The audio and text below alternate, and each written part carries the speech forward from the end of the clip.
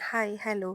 तर दुपारचे 2 वाजले होते आणि शौर्यला मी आणायला जातीये आणि पॅरेंट पिकअप असल्यामुळं मी रोज त्याला सोडते आणि आणतेही स्कूलमधून. तर शौर्य आलेला होता आणि त्याचं चालू होतं काहीतरी गप्पा आमच्या चालू होत्या. शौर्यला आणल्यानंतर त्याला जेवायला दिलं आणि मी डाळिंब खात बसले होते. त्याच्यानंतर शौर्यचा बॅडमिंटनचा क्लास होता. मी त्याला सोडायला गेले आणि इथं मी ग्रीन टी घेतलीये.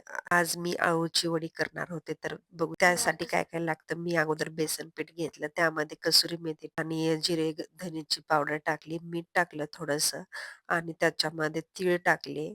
नंतर लाल तिखट आणि हळद टाकली. थोडंसं कॉर्नफ्लॉवर पण मी त्याच्यामध्ये टाकले वडी कडक होण्यासाठी.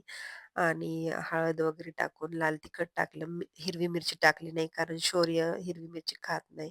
त्यानंतर त्याच्यामध्ये थोडंसं पाणी टाकून घेतलं आणि भरपूर अशी कोथिंबीर मी टाकली त्याच्यामध्ये आणि शेवटी मी त्याच्यात लिंबू टाकलेला आहे आणि मी ते चांगलं मिक्स करून घेतले आणि अळूच्या पानाला मी ते जे मिक्सचर होतं ते पूर्ण लावलेली होते आणि त्याच्यानंतर एक-एक पान ठेवून मी त्याचा रोल बनवला.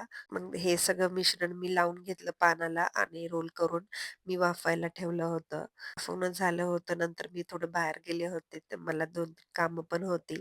टेलरकडे गेले होते. अल्टर वगैरे करायचं होतं ब्लाउज. त्याच्यानंतर गणपती मंदिरमध्ये दर्शन वगैरे घेतलं. लॉक होतं पण मी बाहेरनच दर्शन घेतलं. एका टेलरकडे जाऊन थोडंसं अल्टरचं काम करून घेतलं लवकर आणि मी तिकडनं आले तर अळूवडी झाली होती रेडी. मग मी ती फ्राय केली तव्यावर आणि शौर्यला सर्व्ह केलं. असा होता माझा दिवस. बाय.